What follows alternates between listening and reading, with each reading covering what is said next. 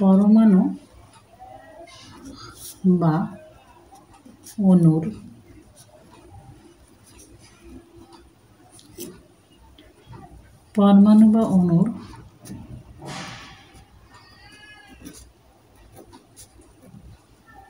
সংক্ষিপ্ত রূপ। সংকেত কি? পরমাণু বা অণুর হচ্ছে সংক্ষিপ্ত রূপ। আসল কথা হচ্ছে যে সংকেত দিয়ে আমরা কিন্তু একটা সংকেত থেকে আমরা ওই পরমাণু বা অণুর সঠিক পরমাণুর সংখ্যা জানতে পারি। যেমন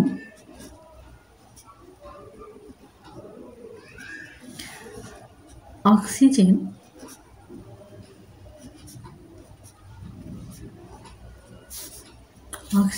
পরমাণুর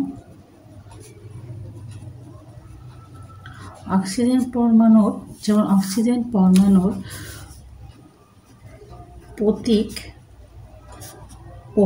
আমরা জানি কি অক্সিজেন পরমাণুর প্রতীক হচ্ছে ও, কিন্তু সংকেত O2। তার মানে সংকেত কিন্তু পরমাণু এবং অণু উভয় ক্ষেত্রেই হয়। পরমাণু এবং অর্থাৎ সংকেত হচ্ছে যেটা মৌল এবং যৌগ উভয়ের ক্ষেত্রেই হয়। যেমন অক্সিজেন হচ্ছে একটা পরমাণু, তার প্রতীক হচ্ছে ও, কিন্তু সংকেত হচ্ছে O2। কিন্তু পানি এটি যৌগ। পানি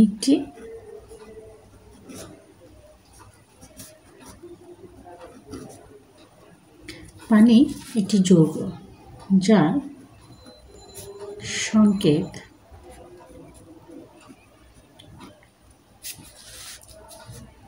H2O। আমরা জানি কি পানি একটি যৌগ যার সংকেত কি H2O।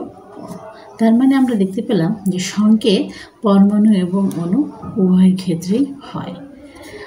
সংকেত থেকে আমরা কি জানি? সংকেত থেকে কিন্তু আমরা পরমাণুর সঠিক সংখ্যা জানতে পারি।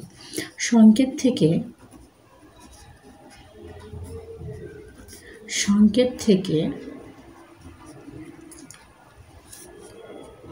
অণুতে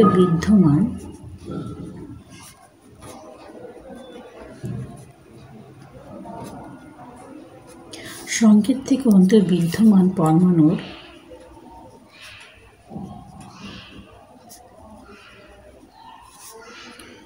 সঠিক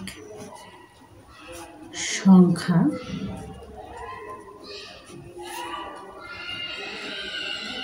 জানা যায়।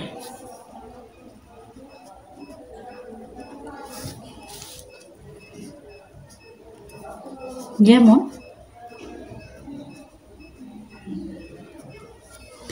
আমরা একটা সংকেত লিখি, যেটা হচ্ছে এখানে পানি লিখেছি, এখানে একটা সংকেত লিখি H2SO4।